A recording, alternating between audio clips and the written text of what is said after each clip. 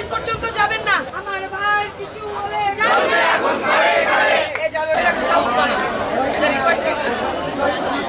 আমাদের কথা তোমাদের পছন্দ হলে শ্রদ্ধা আসলে আমরা কি সরকারের সাথে বিনা কারণে বিরোধ সৃষ্টি করতে চাই, নাকি এইসব বিশৃঙ্খল সৃষ্টি করে অন্য কোনোভাবে ফায়দা লুটতে চাই, সেটাও আমাদেরকে আরেকবার চিন্তা করতে হবে। এই সুযোগ আমরা সবসময় দিতে চাই না।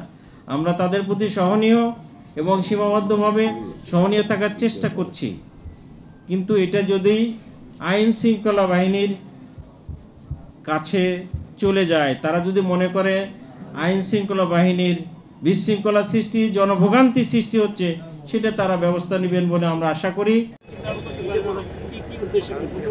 আমরা সার্বিক সমাধানের জন্য আসছি, স্বাস্থ্য ব্যবস্থার উন্নতির জন্য আসছি, কি কাজ করছি আমরা সেটা বলার জন্য, সবার সহযোগিতা দরকার সেটা বলার জন্য।